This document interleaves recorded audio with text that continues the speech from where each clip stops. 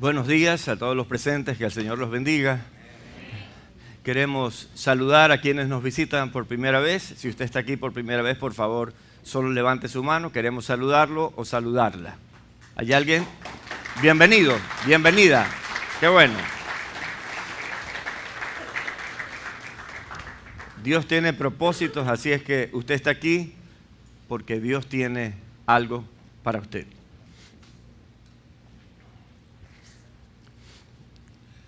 Hoy día quiero comentarles un poco acerca de lo que Jesús preguntó de Él. Y vamos a comenzar sin mucho preámbulo y vamos a ir directamente al grano. Mateo 16, del 13 al 17, comenta cómo Jesús, reunido con sus discípulos, comenzó a preguntar lo que la gente pensaba de Él, o lo que la gente decía de Él. Dice así la Escritura: viniendo Jesús a la región de Cesarea de Filipo, preguntó a sus discípulos diciendo: ¿quién dicen los hombres que es el Hijo del Hombre? Ellos dijeron: unos Juan el Bautista, otros Elías y otros Jeremías o alguno de los profetas. Él les dijo: ¿y vosotros quién decís que soy yo? Respondiendo Simón Pedro dijo: tú eres el Cristo. Qué hermoso, ¿verdad? Tú eres el Cristo, el Hijo del Dios viviente. Entonces le respondió Jesús: bienaventurado eres, Simón, hijo de Jonás, porque no te lo reveló carne ni sangre, sino mi Padre que está en los cielos. Hermanos, nosotros no somos de Cristo porque alguien nos predicó, porque alguien nos leyó un versículo, porque escuchamos una prédica o porque pasó algo natural en nuestra vida. Nosotros somos de Cristo porque ha pasado algo sobrenatural en nosotros. Y eso es que Dios, el Padre de nuestro Señor Jesucristo, nos ha revelado esa verdad. Ese evangelio viene como una revelación directa de Dios a nosotros. Sí, es verdad que los que predicamos ayudamos a que la gente se acerque a Dios o piense un poco más en Dios, pero sin la revelación directa del Padre no hay cristianismo. Esa es la verdad. Un día yo le hice esa pregunta a un hombre que se estaba separando de su esposa. Le pregunté: ¿qué piensas de Jesús? Y él me dijo: Jesús es Dios.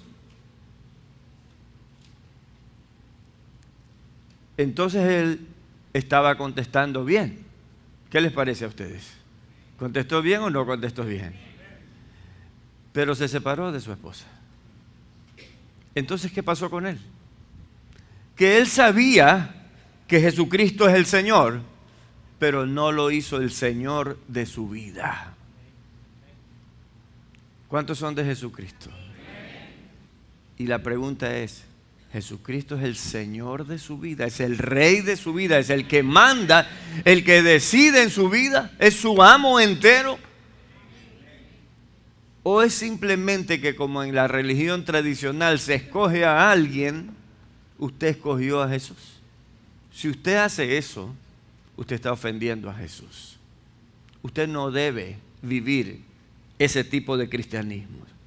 Hay muchos en este mundo que saben quién es Jesús, pero no le han pedido que entre en su corazón. No le han pedido que sea el Señor y Salvador de sus vidas. Porque ¿sabe qué? No están dispuestos a obedecerlo.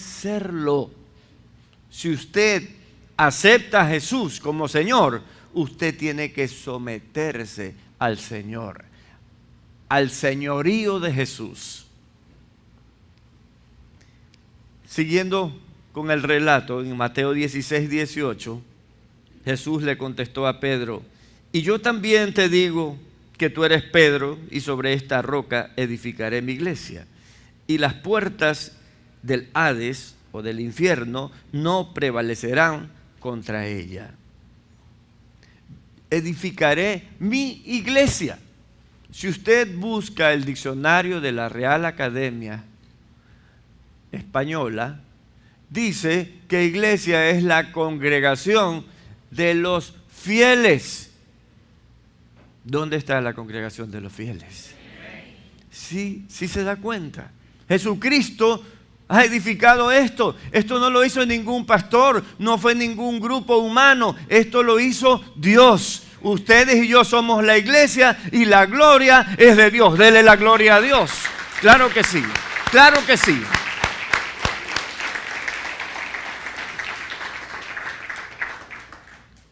Cuando Jesús le dice, sobre esta piedra, le dice a Pedro, sobre esta piedra edificaré mi iglesia, significa sobre la fe que has demostrado con tus palabras. Es decir, todo aquel que dice Jesucristo es el Señor o Jesús es el Cristo, que significa Jesús es el Rey, entonces es la iglesia de Dios. Sobre esa fe edificará Jesús la iglesia. Nunca dijo que Pedro iba a ser la cabeza de la iglesia. Qué cosa tan loca. O la roca. Algunos dicen, porque Jesús dijo sobre esta piedra, sobre la fe. Es un juego de palabras que establecen una forma de pensar y de creer en Dios con todo el corazón. Si usted se da cuenta, Jesús no le hizo una pregunta a Pedro. Le hizo una pregunta a los discípulos. ¿Y ustedes quién dicen que yo soy? ¿A quién le preguntó? A todos. Lo que pasa es que Pedro siempre era el que se lanzaba primero al agua y todas las cosas. Era un impulsivo. Y está bien. Pero él lo dijo a nombre de todos los discípulos. Porque todos tenían la fe en Jesús, porque si no, no lo hubieran seguido. ¿Sí ve?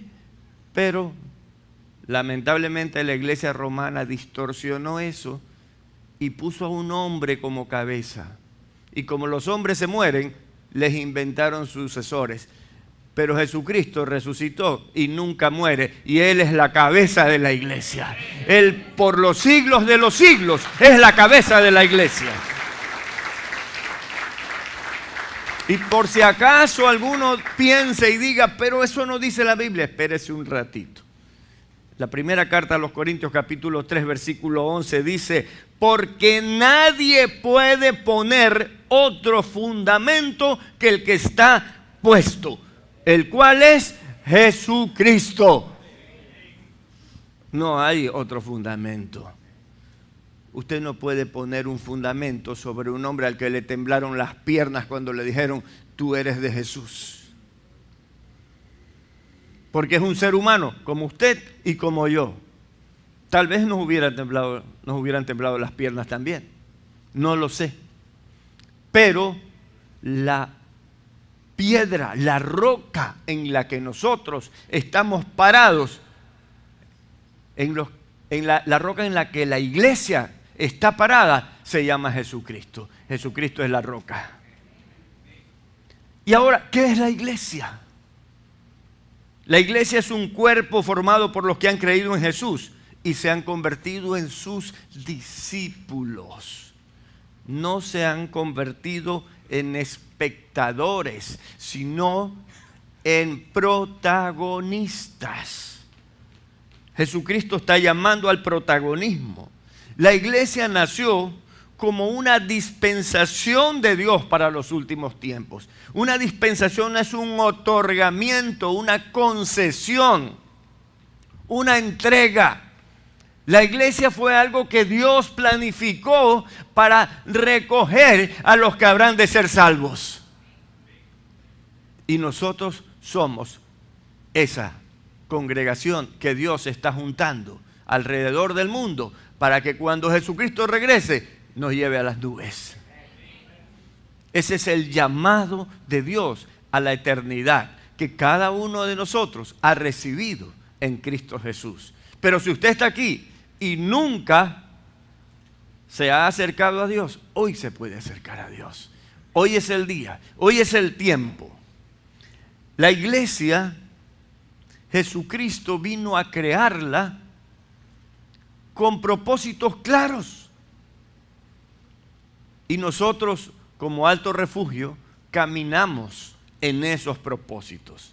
Esos propósitos son evangelismo, adoración, comunión, discipulado y misión personal. Es decir, la iglesia tiene cosas que hacer para ser iglesia. Lo primero que debe hacer es someterse a la palabra de Dios, a la palabra de Cristo.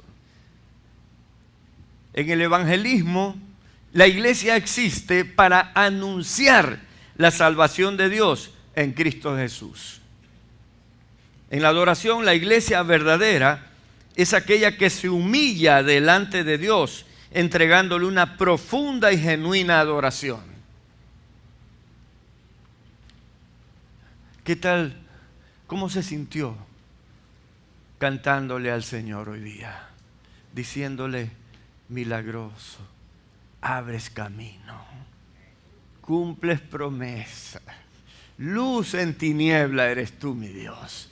Qué hermoso decirle eso a Dios y sentirnos libres para decirlo. ¿Sabe? Los primeros discípulos tenían que esconderse en cuevas para poder adorar a Dios. Nosotros estamos en el siglo XXI. Tenemos la libertad de adorarlo a Dios, si así sea necesario, en plena calle. Pero a veces la iglesia de hoy piensa que debe ser diferente. Y sí, los tiempos cambian, las vestimentas cambian, las costumbres cambian, pero el mensaje de Dios permanece para siempre. En comunión, que es otro de los propósitos de Dios, la iglesia es la familia de Dios, la cual permanece unida por la obra de su Espíritu Santo en cada corazón. Luego el discipulado también es un propósito. La iglesia es el instrumento a través del cual, o sea, la iglesia ya dijimos que es la congregación. Yo soy la iglesia.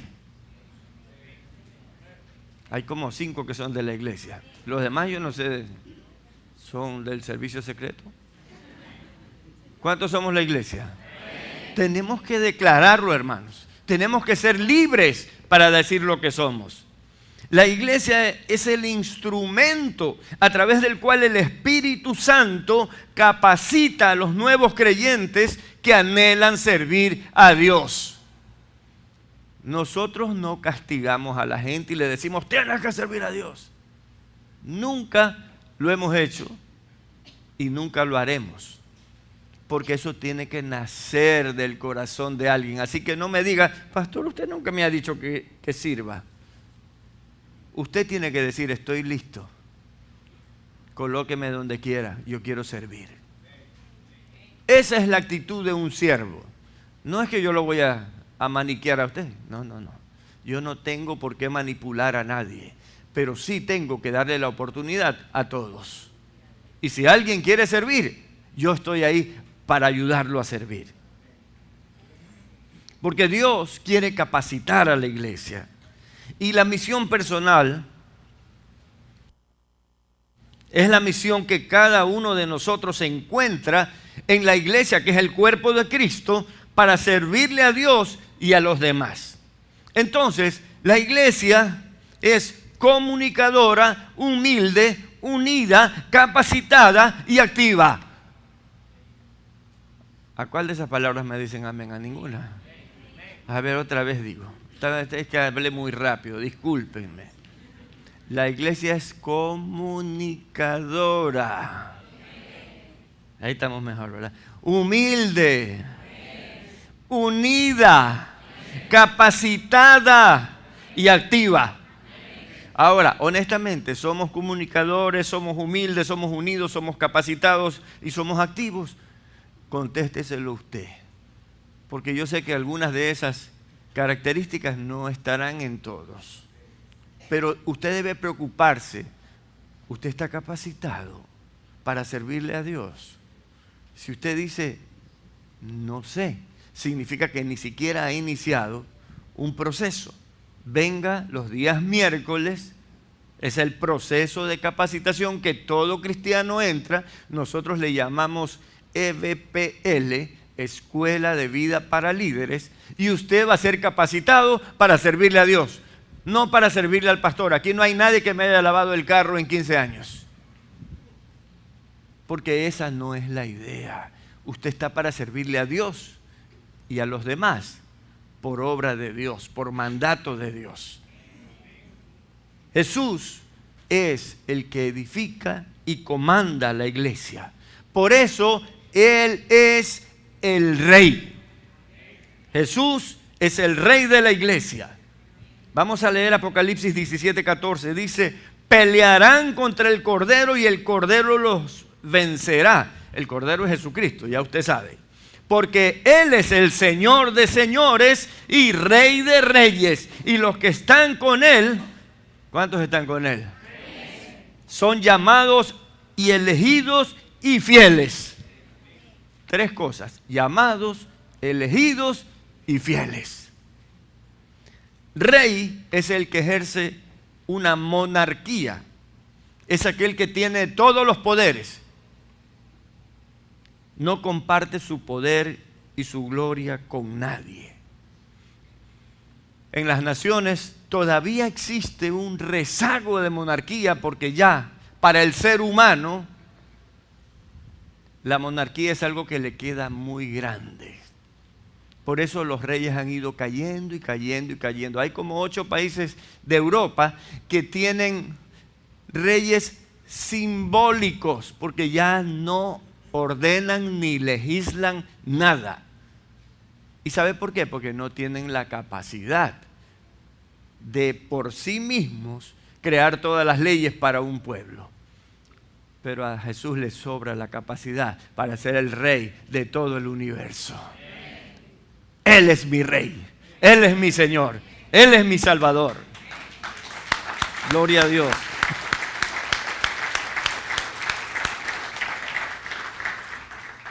Y si algún cristiano dice, bueno, Jesucristo es mi Rey, pero yo tampoco es que me voy a meter en todas las cosas, yo tampoco voy a obedecer tal como dice. Déjeme recordarle lo que dice la primera carta a los Corintios, capítulo 6, versículo 20. Dice, porque habéis sido comprados por precio. Glorificad pues a Dios en vuestro cuerpo y en vuestro espíritu, los cuales son de Dios. Yo fui comprado por precio. Yo fui comprado a precio de sangre. Sí lo ve. Sí lo ve mi hermano, mi hermana. Sí se da cuenta de que nosotros hemos puesto nuestra vida entera en Jesús, porque Él rompió esa atadura que nos llevaba camino al infierno y nos está regresando a su reino para siempre. Y Él nos compró a precio de sangre. Así que ni siquiera ya somos nuestros. Ninguno de nosotros tiene la opción de decir, a mí me parece que en tu reino deberías cambiar las cosas. ¿Quién es el siervo para que le diga algo a su Señor? Nosotros debemos ser humildes y someternos al propósito de Dios. Dios nos tomó para sí por medio del sacrificio de Cristo. Por lo cual, la iglesia no puede tener otro rey que no sea Jesucristo. Un pastor no es un rey. Un pastor está a cargo del redil, pero no es el rey, no es el legislador, es el administrador que Dios ha puesto en cada iglesia. Pero el que manda es Jesucristo. Así que la iglesia no puede tener otro rey que no sea Jesucristo, ni puede poner en el centro de ella a nadie que no sea Jesucristo. La iglesia debe ser cristocéntrica, es decir, centrada en Cristo. La iglesia existe para glorificar a Jesucristo, porque Él nos rescató de la vana manera de vivir en la que estábamos. Solo Él pagó un alto precio por la iglesia. Por lo tanto, nadie más puede ser el centro de la iglesia y nadie puede creerse la cabeza de la iglesia. Cristo es la cabeza de la iglesia, su Señor y Salvador. Cuando una congregación ha perdido el sentido de quién es el centro de su adoración, termina en la idolatría y rompe su relación con Dios. El Antiguo Testamento está cargado de advertencias contra la idolatría, porque por desgracia el ser humano tiende a enredarse en ese tipo de mística espiritual, de error espiritual, y termina negando al Dios verdadero.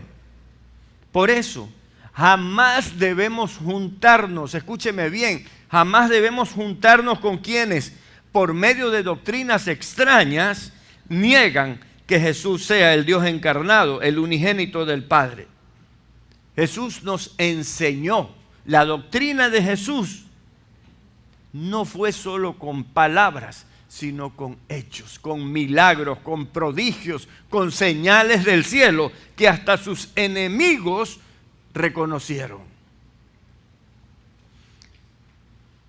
Hoy hay sectas que andan pululando por ahí tratando de negar a Jesucristo como el centro. Verá, por si acaso, para que usted nunca más se confunda, por si acaso en algún momento le ha creado una confusión. El cristianismo no es una moda. El cristianismo no es algo que salta como algo nuevo. Cuando alguien le dice, no, es que yo tengo ahora una nueva revelación, salga corriendo de esa persona. Porque el cristianismo no es ese tipo de revelación el que recibe de parte de Dios. Porque el cristianismo es histórico. Si no, tendríamos que romper media Biblia y decir, no queremos leer nada del Antiguo Testamento. Pero nosotros no podemos quitarle a la Biblia del Antiguo Testamento. ¿O usted sí? No podemos. Entonces, todo lo que está aquí es una historia. Dios está escribiendo la historia de la humanidad en los tiempos. Y usted y yo somos parte de la historia buena de Dios, porque Dios tiene salvación para todo aquel que se arrepiente y nosotros nos arrepentimos. Y entonces estamos escritos en el libro de la vida porque Dios está escribiendo la historia, porque la relación con Dios no es algo nuevo. Mira que ahora yo he aprendido que yo pongo la mente en blanco y de pronto pones la mente en blanco y se te meten todos los demonios. No la pongas en blanco, ponla en Cristo Jesús. Ahí es donde tienes que ponerle. Él es el centro. El centro de todo eres Jesús, estábamos cantando hace un momento, porque Él es el centro de todo, porque la Biblia dice que Él es el centro de todo. Y cuando las religiones vienen y van y confunden a la gente, usted tiene que estar despierto, tiene que discernir, tiene que vivir una relación con Dios a través del Espíritu Santo para que cuando venga un engaño, usted diga, esto no es de Dios. Inmediatamente.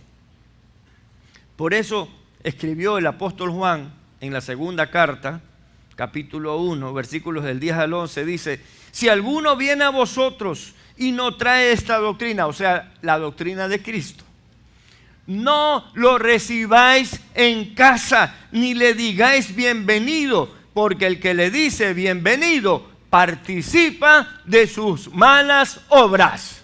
Esto está escrito en la Biblia, hermanos, para que usted y yo no confundamos. Y dice, cuidado, pierden el trabajo que han ganado hasta ahora. Es decir, todo lo que han recibido de Dios por la fe en Cristo, se puede venir abajo cuando dejamos que alguien nos confunda, que alguien nos engañe.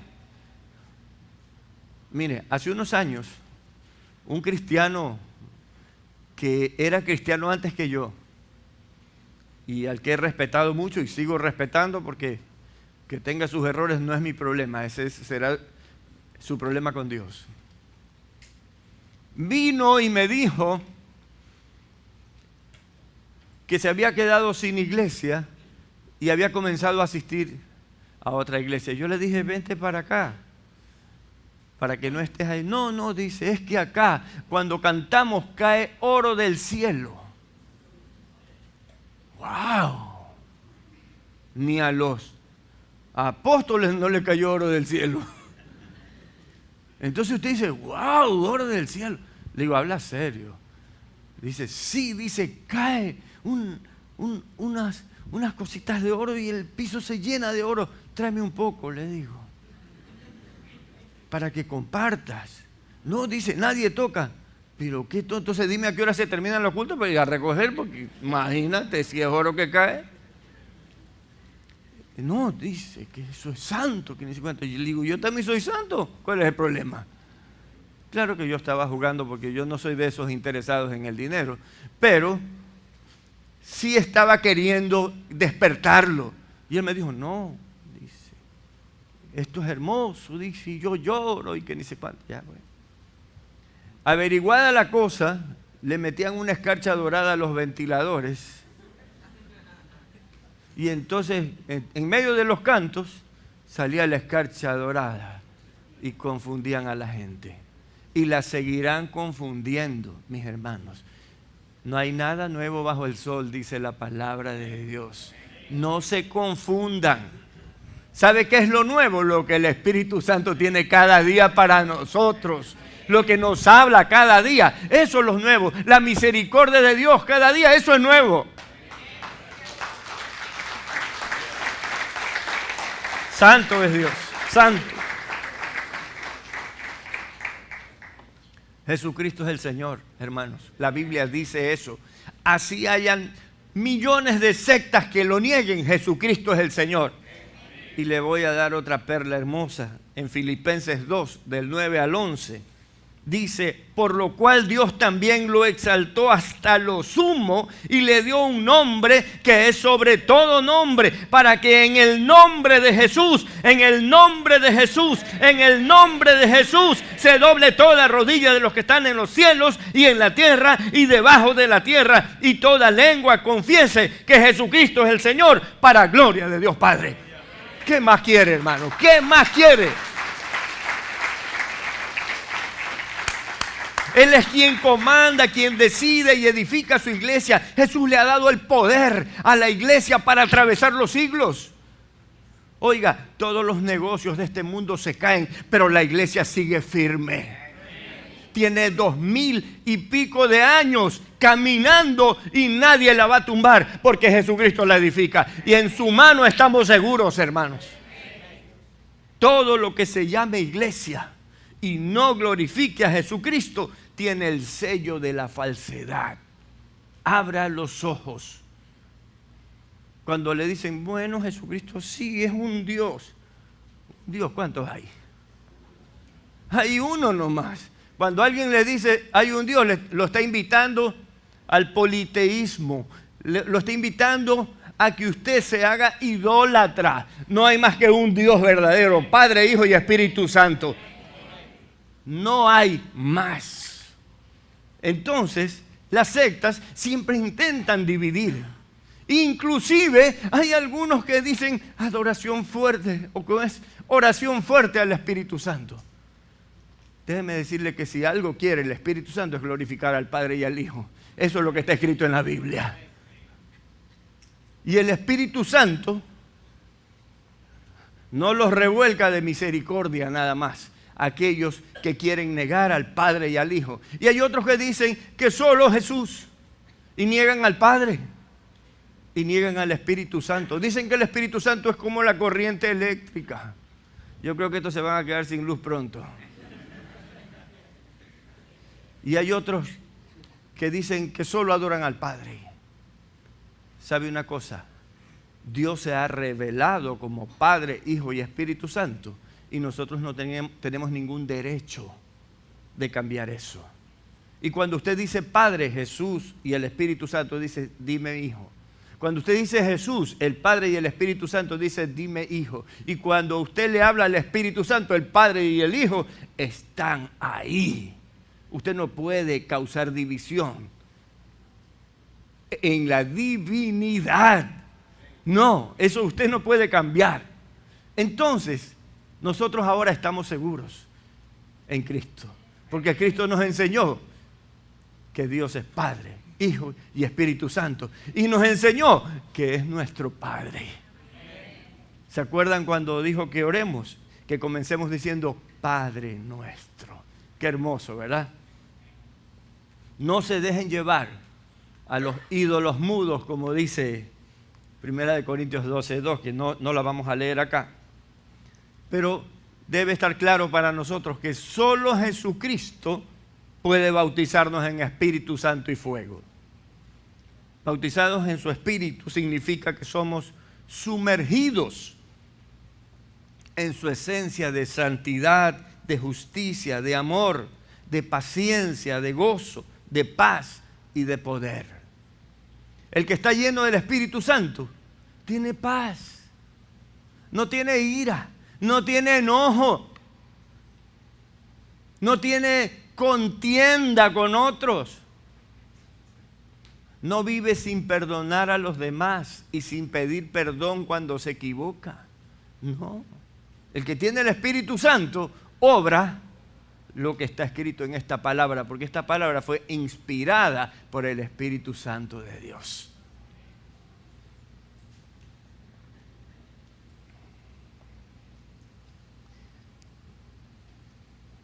Bautizados en fuego significa que Dios nos purificará y nos regenerará con dureza si es necesario, para que seamos transformados a su imagen y semejanza.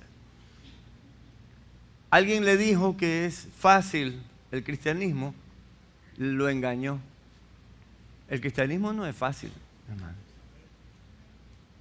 Dice que después de mucho sufrimiento vamos a alcanzar la gloria. Lo escribió el apóstol Pablo. Vienen situaciones difíciles. ¿Sabe por qué no es fácil? Porque estamos en contracorriente con el mundo. Ese mundo que está de esa puerta para allá está en contra de Cristo. Y si nosotros estamos con Cristo, está en contra de nosotros también. Aún usted en su propia familia encontrará eso. Pero bueno, Dios nos va transformando con fuego para darnos esa vida nueva y para romper ese pasado vergonzoso en el que estábamos, proclamando, por supuesto, el señorío de Jesús en nuestras vidas.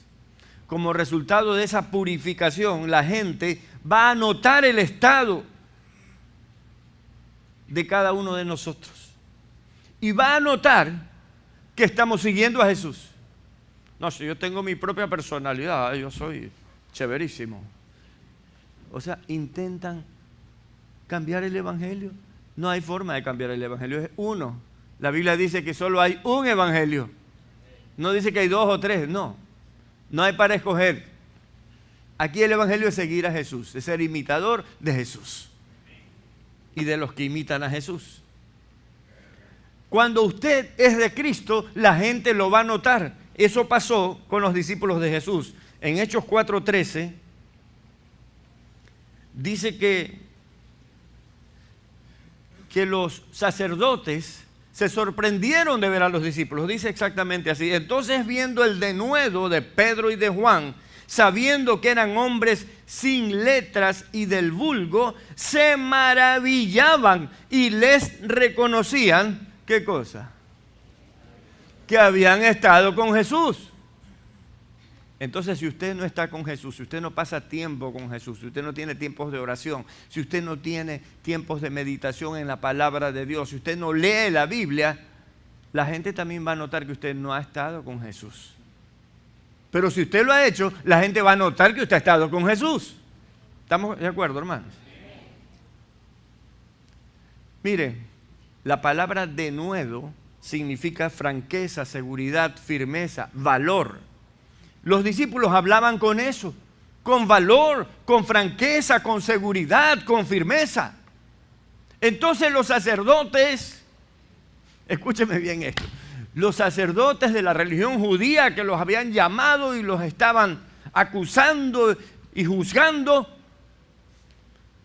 se sorprendieron de cómo hablaban estos. ¿Sabe por qué se sorprendieron? Porque ellos dijeron, ya eliminamos a Jesús y se acabó el problema. Y entonces viéndolos, uy, hay dos igualitos a Jesús aquí. ¿Y cuántos más habrán por ahí? Y ahora tenemos que aplastar a esta gente, tenemos que matarlos a todos. Porque han salido Jesuses por todos lados. ¿Sabe qué? Aquí, no sé cuántos estamos, posiblemente 250, 260 personas, pero deben haber 250 o 260 Jesús. La gente tiene que vernos a nosotros. Me gustó el comentario de JFB. Dice, los fariseos, los sacerdotes dijeron, creímos habernos librado de él. He aquí, él reaparece en estos hombres. ¿Usted se imagina eso?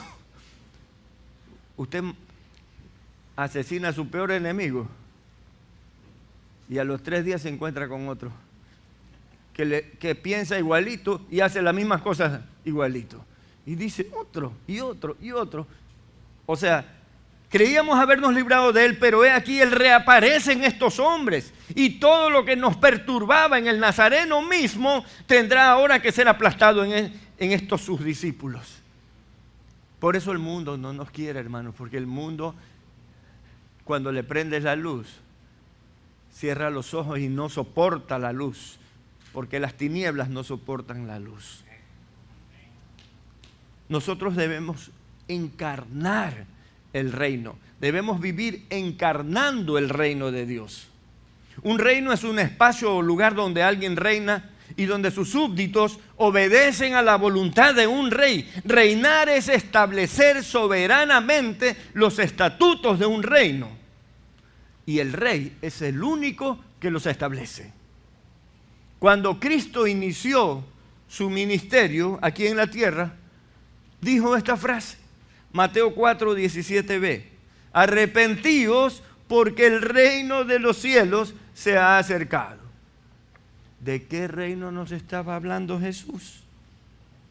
Nos estaba hablando de su reino, porque Él es el rey. ¿Y cuál es la condición para entrar en ese reino? Arrepentirse de sus pecados. Y cuando se arrepiente, ya puede entrar. El llamado de Jesús es arrepentirnos de vivir obedeciendo al príncipe de este mundo. Es decir, ya no obedecemos a la maldad que reina en este mundo. Ahora queremos vivir bajo los estatutos del Rey Jesús, de su reino, de su gracia. ¿Y cómo fue la iglesia que Jesús dejó? Abramos los ojos, hermanos. Todo está escrito en la Biblia. Vamos a la Biblia y entendamos qué sucedió con esa comunidad que creó Jesús y luego partió. Nosotros somos una comunidad, ¿verdad? Pero más que una comunidad, somos una familia. Pero es una familia que se une porque todos tenemos el Espíritu Santo de Dios. Y todos debemos obedecer al Espíritu Santo de Dios. Eso es lo que pasó con la primera iglesia llamada la iglesia primitiva. Hechos 2 del 43 al 47 dice, y sobrevino temor a toda persona y muchas maravillas y señales eran hechas por los apóstoles. Todos los que habían creído estaban juntos, no cada cual por su lado, no haciendo grupos. Yo soy de acá, yo soy de allá, yo soy de más allá. ¿Se acuerda que un día el apóstol Pablo dijo, ¿y qué? Cristo está dividido. Que yo soy de Apolo, que yo soy de Pablo. ¿Qué les pasa a ustedes? Un solo grupo, una sola familia. estaban todos juntos y tenían en común todas las cosas. Y vendían sus propiedades y sus bienes y los repartían a todos según la necesidad de cada uno. Y perseverando unánimes cada día en el templo y partiendo el pan en las casas, comían juntos con alegría y sencillez de corazón, alabando a Dios y teniendo favor con todo el pueblo. Y el Señor añadía cada día a la iglesia los que habían de ser salvos. Ellos no solo transmitían las enseñanzas de Jesús.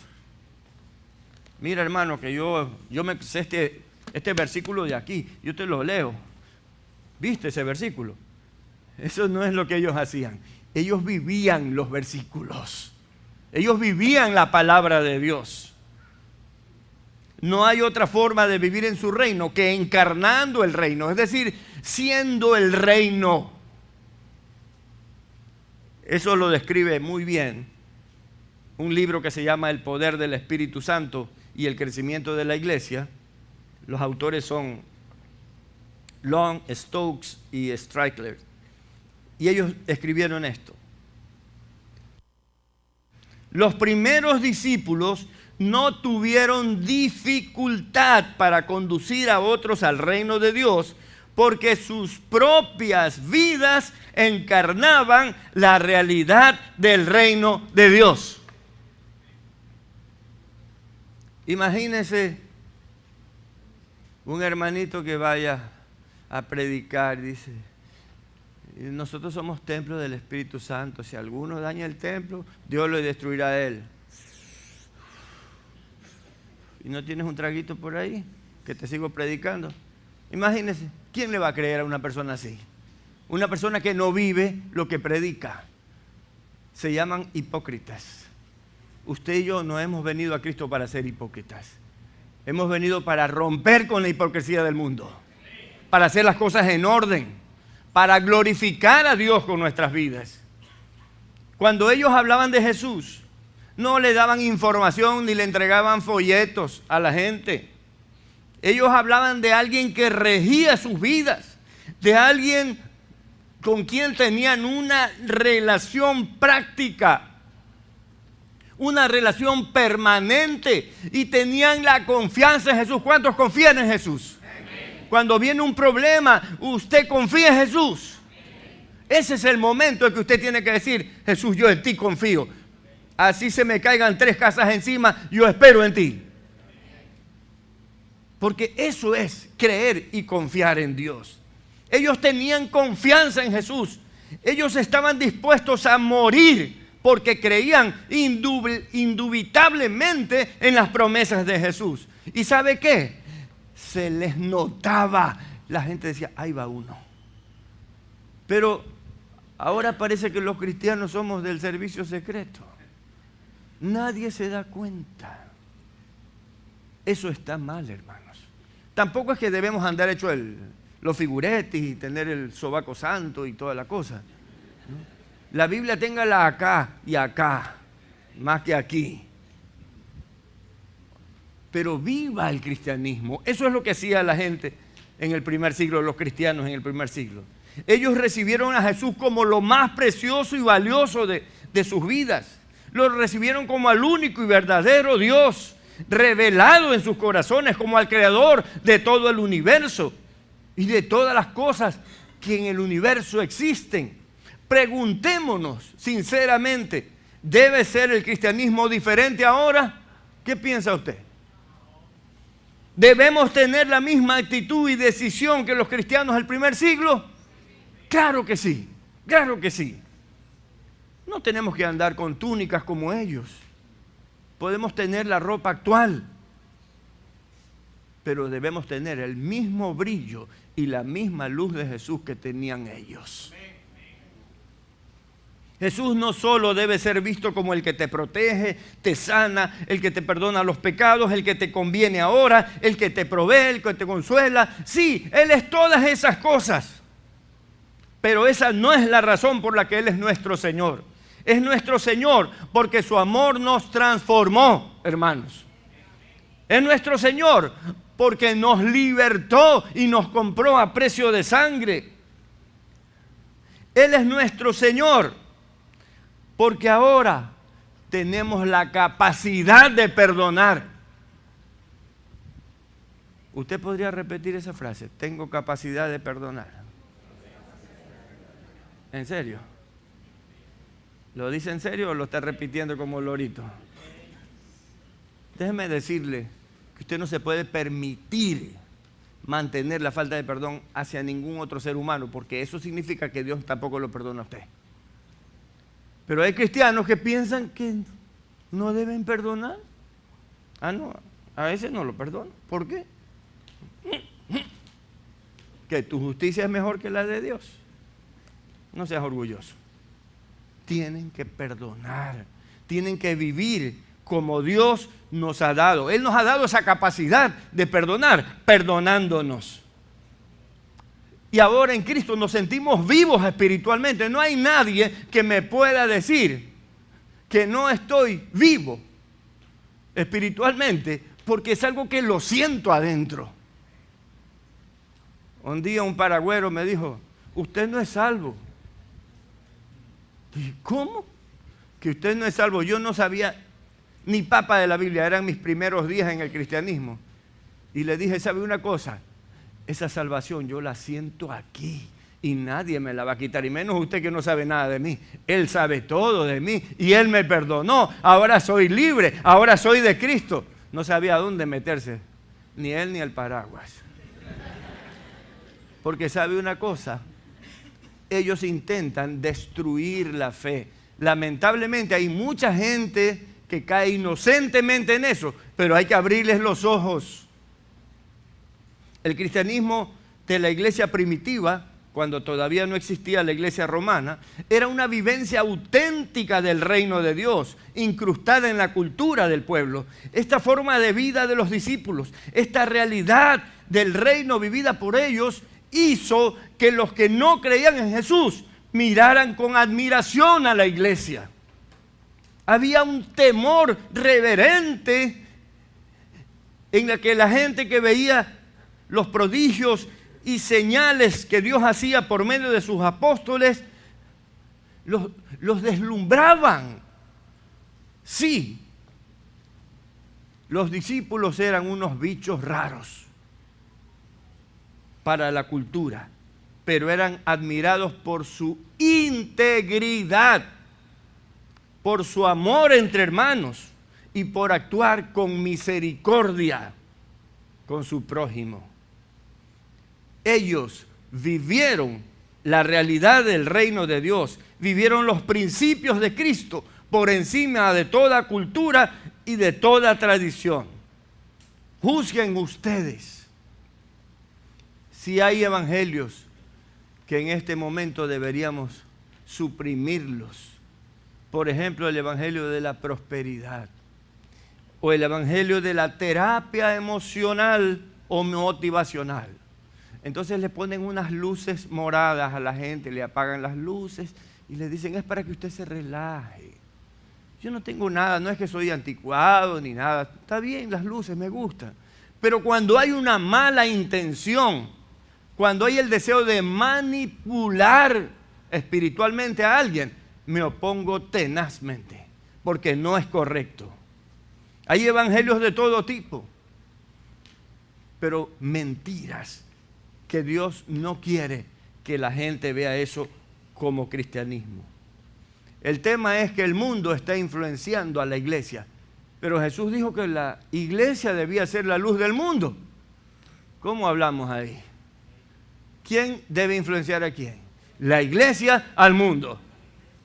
Si usted y yo no vivimos la realidad del reino, estamos negando su reino y estamos negando el señorío de Cristo en nuestras vidas. Es tiempo de reflexionar sobre lo esencial de nuestra fe y sobre el futuro eterno que escogimos el día que le entregamos a Cristo el corazón. Ahora somos ciudadanos del cielo, mis hermanos. Filipenses 3:20 dice: mas nuestra ciudadanía está en los cielos, de donde también esperamos al Salvador, al Señor Jesucristo. El venir a Cristo representa un nuevo nacimiento, es el punto de partida de nuestra relación eterna con Dios. Desde ese momento el Espíritu Santo nos mostrará la voluntad buena, perfecta y agradable de Dios. Nuestra respuesta al Espíritu Santo debe ser como la dócil obediencia del viento, sin resistencia. Cuando el Espíritu Santo dice algo, hágalo. Solo ese nuevo nacimiento te vuelve una nueva criatura y un hijo de Dios. Es el impulso inicial de tu conversión, porque tu conversión es un trabajo que debe funcionar dentro de tu vida, que debe ser una decisión tuya cambiar, que debe ser una decisión tuya cambiar, que debe ser una decisión tuya cambiar. Cambiar no. ¿Sí o no? Que nos resistimos. Es que yo era el guapo del barrio, entonces yo no quiero dejar de ser el guapo del barrio. Es que yo era la reina de Alausí, no quiero dejar de ser la reina de Alausí. Cualquiera de esas tonterías tiene que salir de la cabeza. Ahora estamos en otra cosa. Cristo es nueva vida. Sí, que a mí me gusta todavía el tiquitiqui con mis amigas. Olvídese de ese problema. El tiquitiqui es usted sabe, el chismorreo. Sálgase de ahí. Si usted se va a reunir con sus amigas, reúnase y hábleles de Cristo. Si usted se reúne con sus amigos, reúnase y hábleles de Cristo. Punto. Porque usted no tiene un tema más importante que eso. Y es la necesidad más grande de ellos también. Miren lo que dice el Señor en Jeremías 15, del 19 al 21. Por tanto, así dijo Jehová, si te convirtieres, ¿de quién define? ¿De quién depende la conversión? Si te convirtieres, yo te restauraré, y delante de mí estarás. Y si entresacares lo precioso de lo vil, que quiere decir, si dejaras de hablar tonteras, lea otras versiones, van a decir eso. Deja de hablar tonterías y habla lo que conviene con tus amigos y amigas. Serás como mi boca. Mire qué promesa que tiene Dios. ¿Cuántos quieren esa promesa? Imagínese que usted esté hablando de parte de Dios y llegue que no, que sí, que vamos aquí a la reunión, que esto, que el otro. Y en medio de la reunión usted deja los temas de que al de aquí se le rompió el zapato y el de acá lo de allá, y usted comienza a poner algo del Señor. Y el Señor dice, serás como mi boca. Es una promesa de Dios. Y luego dice, conviértanse ellos a ti y tú no te conviertas a ellos. Mire que estoy dando como en el clavo. ¿Ah? ¡Ey! Y te pondré en este pueblo por muro fortificado de bronce y pelearán contra ti, pero no te vencerán, porque yo estoy contigo para guardarte y para defenderte, dice Jehová, y te libraré de la mano de los malos y te redimiré de la mano de los fuertes. Quiero una promesa más hermosa que esa. Hay muchas, pero esta es maravillosa. El nuevo nacimiento lo impulsa voluntariamente a su conversión. Nos lleva a buscar la intimidad con Dios por una relación hermosa con el Espíritu Santo. Y es entonces que podemos ser buena influencia para otros. Sin Él es imposible encarnar el reino o ser representantes del reino o embajadores de Cristo, como dice la palabra. Muchas personas solo tienen una relación superficial con Dios y no han tenido un nuevo nacimiento. Muchos están convencidos de que Cristo es la verdad, pero no se han convertido a Él. No quieren imitarlo. Dicen que como ellos son, está lindo. Es decir, adoran al viejo hombre que fueron. Porque ni siquiera es que ya son, pero todavía están ahí. Y la melancolía. Que es que a mí me gustaba como era yo antes. ¿Sabes qué? Ya no eres tuyo. Ya no eres tuya. Eres de Cristo. Y sabe una cosa, hay pruebas de que muchos están a veces hasta sirviendo en la iglesia y no se han convertido a Cristo.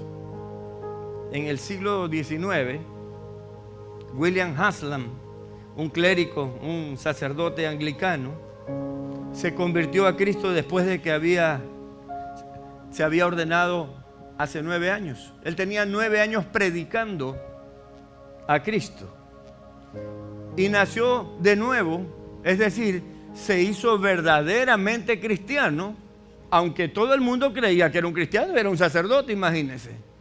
Anglicano es de la iglesia de Inglaterra. Y él estaba predicando y de pronto le hizo una pregunta a la congregación.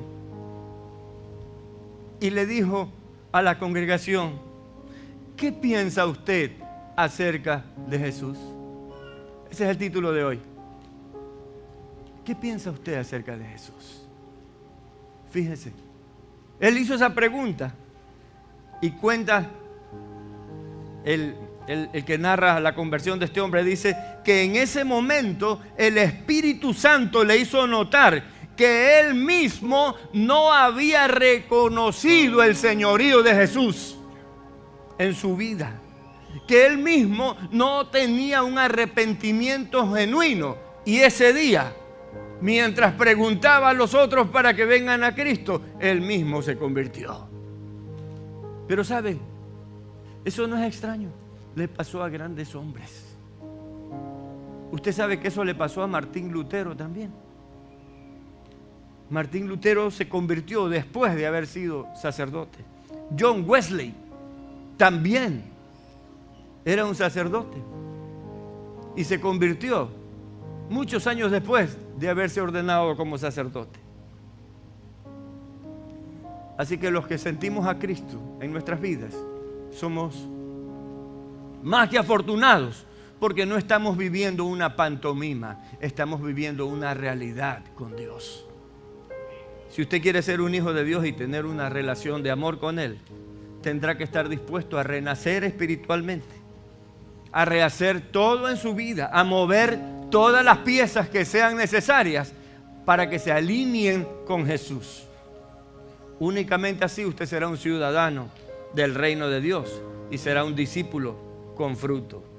Usted sentirá que es parte de la iglesia de Cristo y que no habrá propósito más grande en su vida que estar inmerso en los propósitos de Dios. Yo quisiera aprovechar esta mañana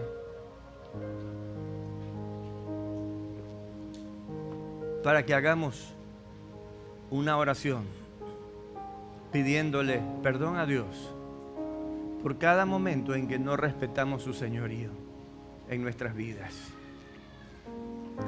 Y si usted tiene ese sentir, póngase de pie.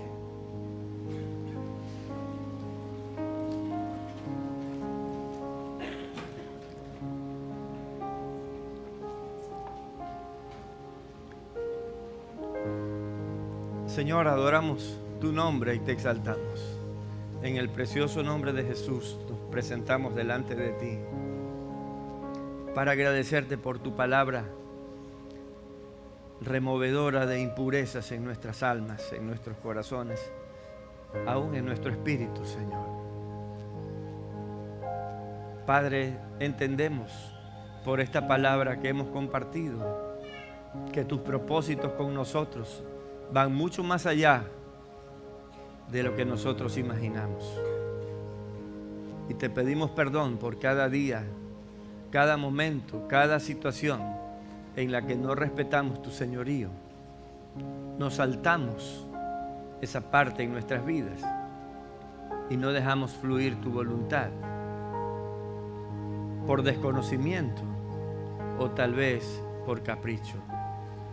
Te rogamos que nos perdones, Señor, porque en los dos casos estamos equivocados. Y tu palabra dice que aunque no sepamos que estamos equivocados, igual estamos pecando. Señor, no queremos pecar nunca más en contra de ti. No queremos dejar de lado tu señorío. Queremos ser ciudadanos de tu reino, Señor. Y queremos que tú seas eternamente nuestro Rey. Así lo decidimos un día y así queremos ser. Somos imperfectos, Señor, y nos equivocamos a cada rato. Pero sí queremos tener en nuestra mente la firmeza y la seguridad de que somos tuyos eternamente. Ayúdanos, Señor, a ser una iglesia parlante, una iglesia que comunica, Señor, una iglesia que se humilla delante de ti, una iglesia que permanece unida y capacitándose, Señor, para encontrar su espacio en tu iglesia, en el cuerpo de Cristo. Padre, bendice a cada uno de los que estamos aquí, te conozcan o no, para que todos salgamos de este lugar renovados y sobre todo siendo parte de tu reino. Gracias por todo lo que tú nos das, Señor. Te bendigo en el nombre de Jesús. Amén.